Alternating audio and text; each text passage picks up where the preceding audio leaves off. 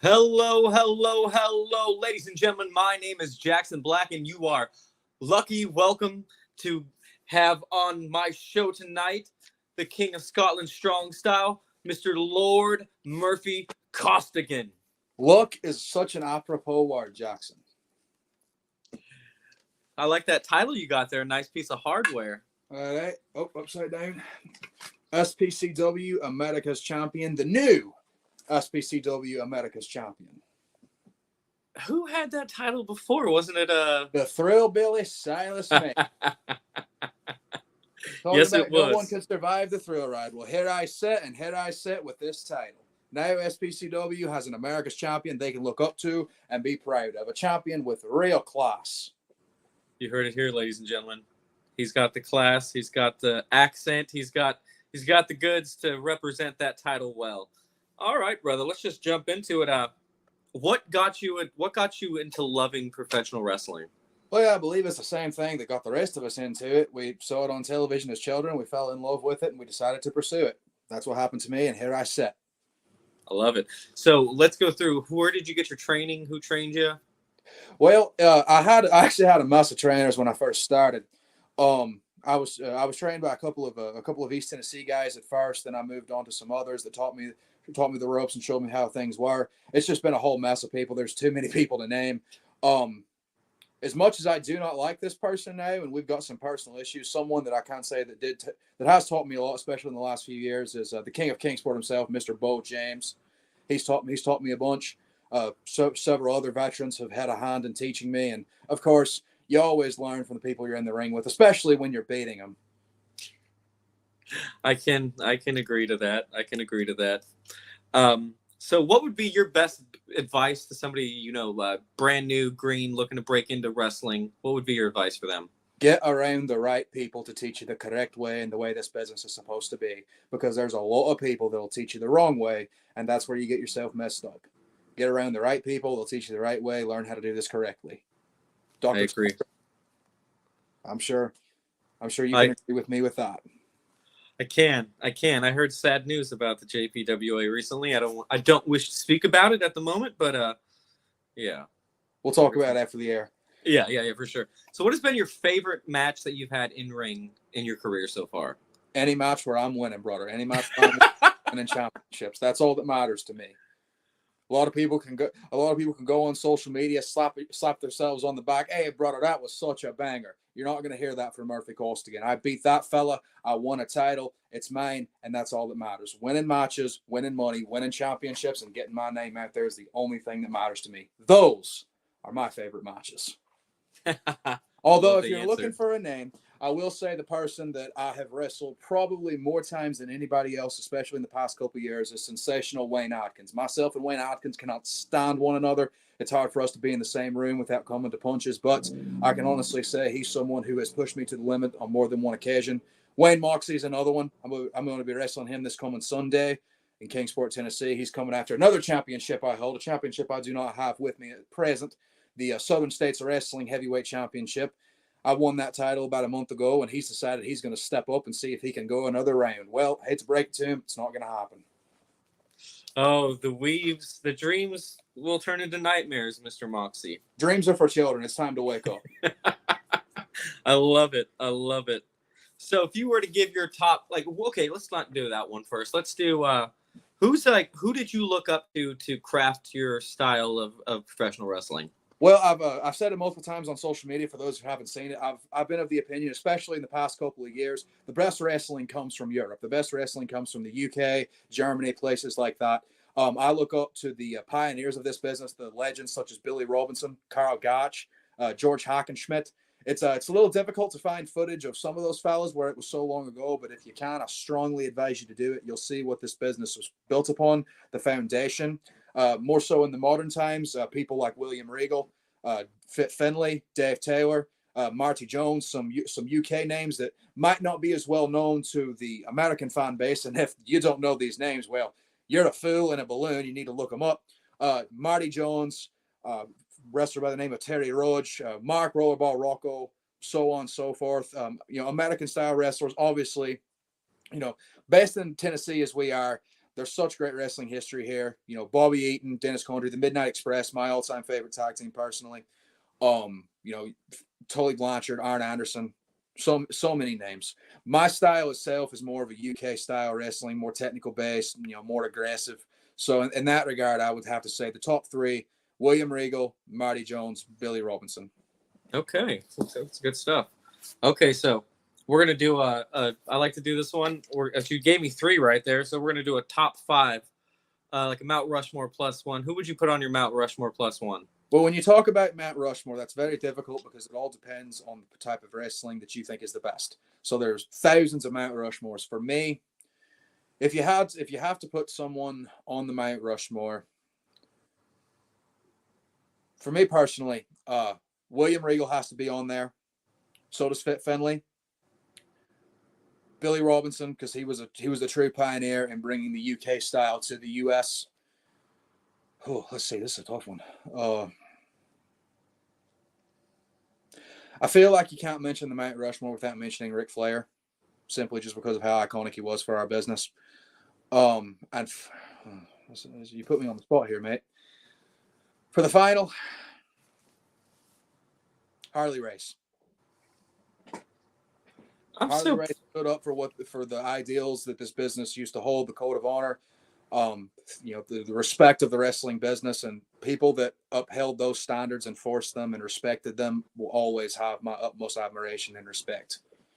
Don't get me wrong, though, in the modern day Mount Rushmore, it's hard to mention Mount Rushmore of modern professional wrestling and not mention Lord Murphy Costigan, but you know.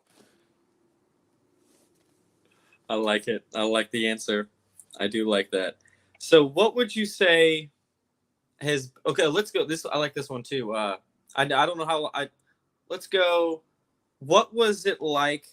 I know it's hard to remember sometimes. Me too. Like first match going out. Like let's go behind the curtain, and then how you felt coming out after going backstage. Well, obviously, a lot of times have changed. Even though I gave off the vibe that I was this cocky young kid that had all the answers, I was a nervous boy. I didn't have any answers at all. I was scared. First match going out through the curtain, I was more so worried about the fans coming over the barricade stabbing me. Now I'm not so much worried about that, because if you come over the barricade, I'll snatch one of your eyes out. But very scared, very unsure of who I was at the time, unsure of myself. Now I'm glad to say those times have passed. I'm very sure I know who I am. I know what I'm about, and it's paying off for me, as you can see by the title on my shoulder. I enjoy that answer. I do enjoy that. So give me a good road story. Something good. Well, it's hard to, like, for me personally, or stories I've heard. Oh, from you personally. For me personally, okay. I'm gonna set this down. Okay. Let's think. There's been many. There's been a lot of stories. You put me on the spot, mate. Okay, I've got one. So this one isn't so much of a road story. It's more of something that happened at a show that I was at. I can't remember the name of the town specifically. It's been a long time. I've had concussions and I've drank some Jameson since then. I'm in West Virginia. Again, not so much on the road, more so when you get to the building. And we're in the locker room. It's myself, my tag team partner, Jordan Lawrence. He was there. A couple of other people. Again, not entirely sure of everyone that was in the locker room at the time. I was, I think, maybe 2 years in the business, so it's been a hot minute. This fella is in the locker room, and I look over, and he's just bawling his eyes out. I mean, he is just crying, just tears, just a river rolling off his face. And we're like, what's going on over here? What's up with this balloon? I mean, right away, it just struck me as a complete and total imbecile. And I look over at one of my mates, and he's laughing. I'm like, what are you? Like, what's got you all chucky bunnies over there? What's going on with you? And he tells me, he says, you're not going to believe what that lad's crying about. So I ask him, I was like, hey, mate, you know, what's with the waterworks? What are you crying for? And he just looks at me and he says, the guy I'm wrestling, he won't let me do my gear jammer dance. And he just starts bawling his eyes out. I laughed directly into his face. Because then come to find out, in a match, he wanted to do like the Scotty 2 Hottie dance. he wanted to do it in the match with the guy that he was wrestling. And the fella he was wrestling, been around for a while, said, no, we're not doing that. That's ridiculous. I'm just going to stand up and punch you in the mouth. And he started crying. He got upset about that. I laugh about that to this day. You got me laughing about it right now. Guys like that. No, Oh, this is not the place for you. Sorry, not the place. I'm so sad he won't let me get my stuff in. Oh. Yeah, I'll never forget that. He won't let me do my gear jammer dance. Yeah, piss off, mate. Sorry, I don't know what the language restriction is here, but there is not one. Okay, there is not one. Well, I'll try to keep it as clean as possible. I can't promise. It happens. Oh man, that got me. I can just see the guy crying in the. Oh, so what's been your funniest in-ring moment that you've had in your career? Oh, that's an easy one. About 3 years ago now, I'm in Maryville, Tennessee, wrestling for a group that's no longer operating, and they had brought Stron in, and the promoter had messaged me about a week or so beforehand and said, hey, we want you to be in an 8-man tag against I can't remember who was teaming with him specifically, but it's going to be 3 other guys and James Storm. So I'm like, okay, great. You know, a chance to beat a legend. What am I going to pass up on that? Add that to the resume. So we're out there and I'm addressing the crowd, and all of a sudden these balloons just come out and they're going to interrupt us. Just complete lack of class and decorum. So they come out to the ring, they're jaw jacking with us, and I mean he's got some pretty big fellas with us. So I might be a tough guy, but I'm not a stupid guy. So we decided to back off. We're going to just take a break, give it some time. You went black on me, mate. Okay, I'm back. There we go. So anyway, James Storm comes out to the ring, and he gets out, and I don't know if he went to the spray tanners that day or what, but he is just super tan. My tag team partner, Jordan Lawrence, he's a monster, but he's one of the funniest people I've ever met in my life. He grabs me and starts shaking me and just screams, he's so effing tan. James Storm hears that, goes over, puts his hat in the corner, and I can hear him laughing his head off out in the corner, and that was the funniest moment for me ever. I love it. Well, there's a second one if we have a moment. Oh, we have all that we got. And the guy this happened to won't mind me saying this. So, one of the old unwritten rules of wrestling, and it's something that's not as enforced anymore as it should be, but what have you, is you don't call someone an old man. If it's an older, you don't do that. I'm sure Tom taught you that. You don't do that. I'm in a tag team match at Kingsport, Tennessee. It's myself and a fellow by the name of Jason Blythe versus Wayne Atkins and Bo James. And Jason and Bo square off, and he just goes, let's see what you got, old man. And I heard that, and I thought, oh no. Oh, this is not going to be good. This is going to be bad. He turns and looks at me, and he sees the look on my face, and he goes, and I just look at him, and this will be one of the only times I cuss. I just look him dead in the face. I say, you fucked up, mate. He goes to lock up. Bo waits, locks him, takes him down, and puts him in the sugar hold immediately. And I'm on the apron, and me and Jason, we're not exactly mates, but so I don't know him all that well, especially at this time. So I'm looking at him, and I'm just like, that's what you get. That's what you get, your balloon. Don't let your mouth write some checks that your ears cannot cash.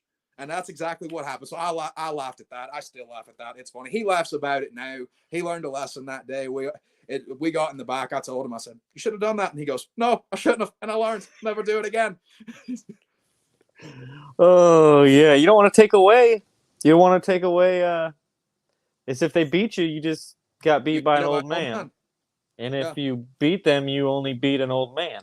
You always got to show a certain level of respect to your opponents. Just a smidge. I'm not saying you got to be all glad hand and hugging and your best mates and you're going to be going to Christmas dinner together. No. But always show just a little bit of respect. Just a smidge now. Just a smidge. I agree. So, so you've been in all sorts of matches. What would be your favorite gimmicky kind of match that you've ever been in? I'm personally not fond of gimmick matches. Not against them entirely. Just for me, my style of wrestling, the way I do, I don't need a gimmick match. I can just have a standard, good fashion professional wrestling match. But if I have to pick one, this isn't so much of a gimmick match. It was the style, especially in the. I don't know if you're familiar with traditional UK wrestling. Yeah, I know some of it. Yeah. Okay. I love technical wrestling. Traditional UK style wrestling match with UK rules is my personal favorite match to watch. It was based on a round system, however many rounds it may be, 4 5-minute rounds, 6 5-minute rounds. Championship matches some of the times were 15 5-minute rounds. That's how long these matches would go. It was 2 falls or 2 submissions or a knockout. So let's say you and myself were wrestling the UK style wrestling match. You pin me once, you don't win the match. You still got to pin me or submit me one more time. But let's say I knock you out, you can't answer, you can't get to your feet by the count of 10. Similar to last man standing rules in that regard. You can't get to the count of 10, I win the match automatically. Closed fist punches were illegal. You got 2 public warnings, and if you broke the 3rd public warning, that was it. You were done. You were disqualified. You lost. Certain other things, you couldn't attack your opponent while he was laying on the mat. So, like, let's say I give you a slam, I cannot immediately start stomping you. The ref will call me on a public warning for that. It showcased wrestling, and to me, there's nothing as good as that. There's nothing better than wrestling. I'm all for some bar fighting. I'm all about that. I'm all for a good old fashioned Texas death match. That's fine too. But for me, personally, good fashion UK style wrestling match with 2 lads that really know how to wrestle and can go out there and have the phenomenal strong style wrestling match that protects this business. The foundation of what this business is built on. For me, nothing better than that. Okay, so now that we got you wired up a little bit, I'm going to give you a name right now, and you just tell me how you feel about this person. Okay. Alexander Monroe. That's how I feel about this person. That lad's day is coming. It's coming hard. I'm going to show everyone he is not near as good as he thinks he is, and he is not near as safe as he thinks he is. SPCW doesn't want to put us in the ring together right now. Well, you know what? That's just fine. I'll bide my time. One day his number will be punched, and I'm going to bust that lad open. Oh, it's gonna be running down the street. So, Saturday, Bloody Saturday is what that day will be called after I get done with Alex Monroe. It's not done yet, not by a long shot. I knew I could get a good reaction about that one. I knew it. So have you ever had any funny interactions with any referees in the business? Because I've had a couple things that probably shouldn't have happened that the refs did anyway. North Carolina. This happened about 5 months ago. I'm not going to mention the lad's name. I won't do that, but everyone who was there will immediately know who I'm talking about. So it's myself and Jordan Lawrence. We're in a tag team match, and it's inside of a steel cage, but there's room for us to stand on the apron. So standard tag rules apply, which is great for me. I love tag team wrestling also. Regular tag team wrestling, good old-fashioned tag team match. And we come out, and our opponents, they go to the floor. They're scared of us. Imagine that. And we go to get them. Now, traditionally, let's say you're a referee. You see me going for the opponent that's on the floor. The match hasn't started yet. What are you instinctually going to do? You're going to get in between us. You're going to stop this happening. It's your job to maintain order in the ring to at least some degree, right? This balloon just stands there. I'm not going to mention his name, but I'm going to bury him with a golden shovel, and a golden grave digger. This balloon just stands there and stares at me like I've got 7 heads, not knowing what to do. So I look at Jordan. I'm like, oh, we're in trouble, mate. We are in trouble. This is not good. This does not compute. So then, now you asked me, so I'm going to be honest here. So then the match starts. Jordan locks up with his opponent, pushes him back to his corner. The ref just stands there. Not breaking, not trying to get them out of the corner, not enforcing the rules whatsoever, just stands there. So Jordan comes back and looks at me. I'm like, mate, this isn't good. This is not good. So then he goes to lock up again. Now this time the guy just kind of backs up into the corner, his own corner again. The ref just stands there. So Jordan just starts punching the dude in the corner because he's not going to stop him. He's not enforcing the rules. Why should we obey them? He just starts punching him. So I jump in the ring. I run. I grab the guy who's standing on the apron. I start bashing his head into the cage. Because again, so finally the balloon wakes up, gets in between us. All right. We're going along. Well, the opponents, they start beating me up. They're laying it to me. And they're choking me on the ropes. And, you choke on the ropes, 1, 2, 3, so on. So he's just standing there. And I'm like, ref, he's choking me on these ropes. This is illegal. Get him off. Nothing. So while the wrestler is, now I will say this part I should not have done. My temper may have got the better of me just a wee bit. He's got me down and he is choking me. While he is choking me, I am cussing out the referee. Like through pointed breast, you're a stupid son of a bitch you are. Like he's just, I use a couple more colorful words than that, but I won't say them here just in case there's children watching. And so we get through it. We win the match. We're able to pull out. We win the match. We come to the back, and I am mad. Oh, I am mad as a hornet. I'm mad as a hatter. I come through just screaming, cursing. Like it's just. I mean, it takes a lot to get me to that point. But when you just have sheer ignorance, now then someone tells me this guy hasn't been around too long. That calms me down a little bit. Okay. Calm down a wee bit. So I take a breather because the promoter asked me, please do not cuss this guy out in the middle of the locker room. And I said, okay, I'm a firm believer in professionalism. All right, so I go off. I calm down. We're okay. So I go talk to him. Now, Jordan is a little bit nicer than I am. We're not nice fellas by any stretch of the imagination, but he's a wee bit nicer than me, a wee bit more understanding. He goes, let me talk to him. I said, okay, you take the lead, but Jordan, I'm telling you right now, if he starts giving excuses or starts talking about how he's this great referee and everything, you're done. I'm taking over, and I am going to strip him down to his bare arse in the middle of this locker room in front of God and everybody. Verbally, not literally, verbally, but you get the point. So we're talking to him, and it takes me just a couple of seconds to realize this lad has absolutely no clue what this is supposed to be about whatsoever. He has no clue about this business, none whatsoever. Nice guy, but has no clue. So I ask him, I say, mate, I'm going to ask you a question. Please do not take this the wrong way, but I need to know based on your performance out there. Have you ever seen wrestling before? And he goes, oh, yeah, I've been around for a while and everything, and I'm talking to him. And this guy may have gotten better since then. Who am I to know? I told the promoter, never put him in the ring with me again.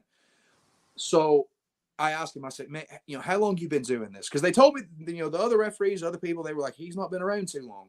How long have you been doing this? He won't answer me. He just kind of keeps going around the question. Finally, mate, how long have you been doing this? Well, I just came out of retirement.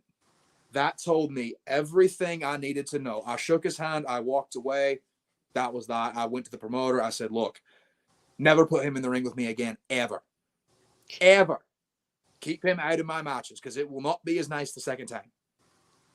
I love it. Love it. I'm not hard to get along with. I'm not. You can ask people who know me. Well, some people might have an opinion of me, but hey, that's because they're losers. But the people that know me know I'm an easy guy to get along with for the most part. But the moment you start screwing up the simplest things, and you're not receptive to feedback, or you're giving excuses, or you're lollygagging, whatever, we're done at that point. Go away from me. Go to that side of the locker room. Stay there. I love it. So we went over on how you attained the SPCW title. How did you become the Southern States Heavyweight Champion? Well, there was a tournament. A few months ago, about a month ago, and basically it was 3 matches, single elimination. I didn't get eliminated. 3 other lads did. Walked away with the Southern States Wrestling Heavyweight Championship. Promotion that's been in business for 30 years. Multiple people have held that title. I believe Tom Pritchard himself has held it. The Mongolian Stomper, Tracy Smothers. The list goes on and on. Now my name is on the list with those men. I beat Alex Atkins, I beat Wayne Moxley, and I beat Wayne Atkins in the finals for the title. There you go. That's good stuff.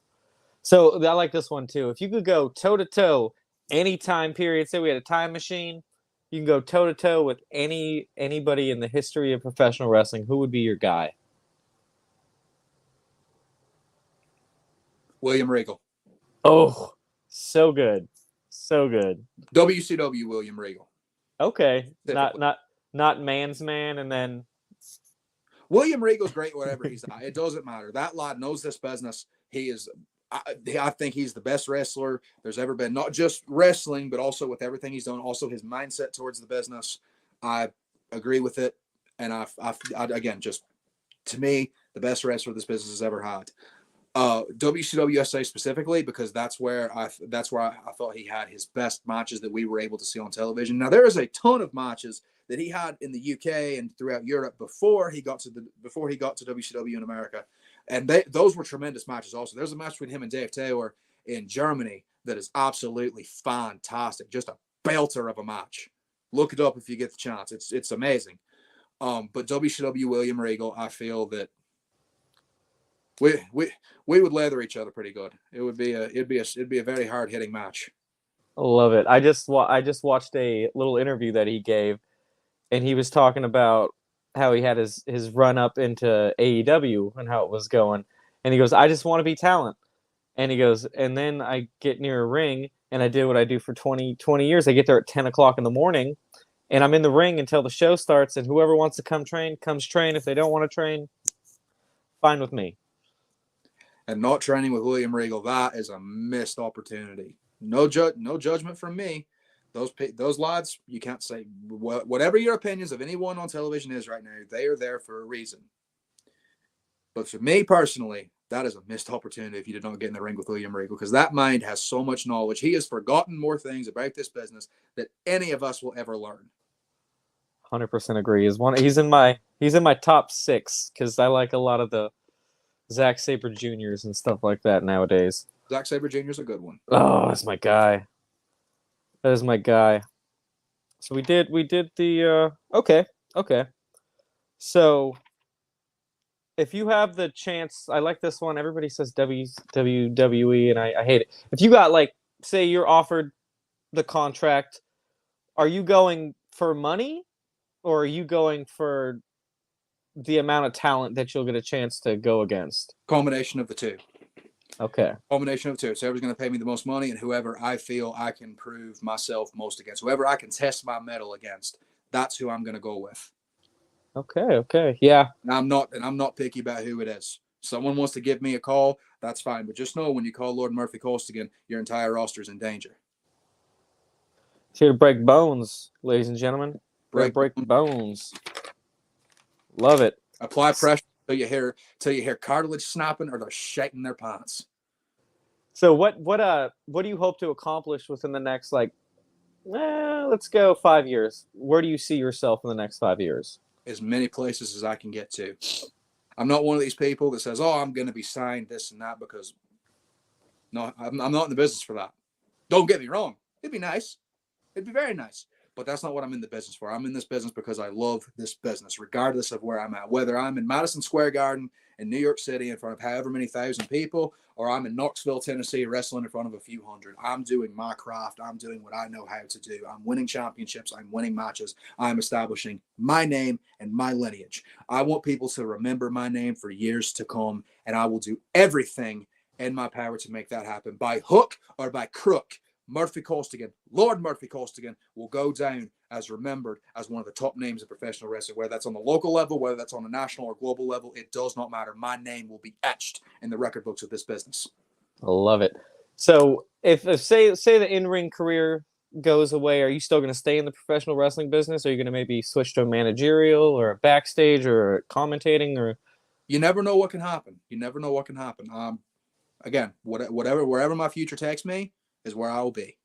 I don't go through the trouble of making several long-term plans. I plan ahead as best I can, but the reason I don't do that is because a lot of people I've seen, they hedge all their bets on one thing, and that one thing doesn't work out, and then they're stuck with their hands in their pockets with no money in it.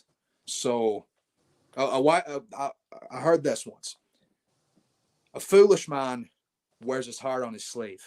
A wise man has money in his pocket. I love it. Wise man, John. I'm a very wise man. So what are you looking forward to this year, match wise? You've got some dates coming up you want to tell people about? Absolutely. This coming Saturday night, SPCW, Southern Pride Championship Wrestling out there in La Follette, Tennessee. Lord Murphy Costigan will be defending the America's Championship against none other than Toby Farley. I haven't spoken to Toby yet. I haven't spoken about Toby yet. That will be coming this week. But one thing I will say while I'm sitting here, people that know Toby Farley, they know how tough he is. They know what kind of competitor he is. He can wrestle. He can fight. Something that's been happening the past few months that I've seen is he's been doing a lot more of that death match garbage. I'm a wrestler. When he gets in the ring with me, he better keep that side of himself caged, because if he doesn't, all it takes is for him to slip into it for just a moment, for him to hit me with a chair, for him to try to slice me with a pizza cutter. One moment, he makes that mistake, I walk away with the championship. That's all that matters. I'll speak more about that this coming week. Come out and see it if you're in the area, because it's going to be a great night. It's going to be the night that Lord Murphy Costigan defeats one of the most dangerous men in Tennessee wrestling. That following Sunday, that's Southern States Wrestling. I believe the date's January the 8th. Kingsport, Tennessee at the Farmers Market. Lord Murphy Costigan defends his Southern States Wrestling Heavyweight Championship against the Dreamweaver, Wayne Moxie. Now, Wayne's been very outspoken about me. It's very clear him and I, we do not see eye to eye. We have mutual respect for one another as far as what we do in the ring, because whatever you want to say, Wayne Moxie is a very talented professional wrestler. But here's the difference. Wayne Moxie tries to fight with honor, and I respect that. But I'm not interested in honor. I'm interested in winning. Wise man always said, there is no such thing as a fair fight. I will use whatever means necessary to hold on to my title, because I'm going to be the Southern States Wrestling Heavyweight Champion for a very, very long time. Love it. So come Love out. it. Saturday night, La Follette, Tennessee, at the SPCW Sportatorium. You can go to their Facebook page. You can find the address and all the information, the ticket prices, everything else.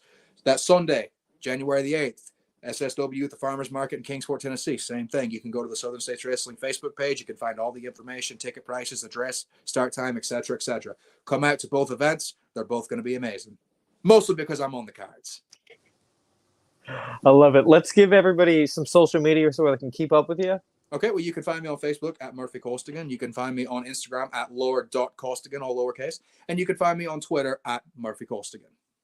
All right, ladies and gentlemen, this has been my guest tonight, the SPCW America champion, the Southern States heavyweight champion, the King of Scotland strong style, Lord Murphy Costigan. Catch you next time on the Jackson Black Show. The pleasure has been all yours, mate.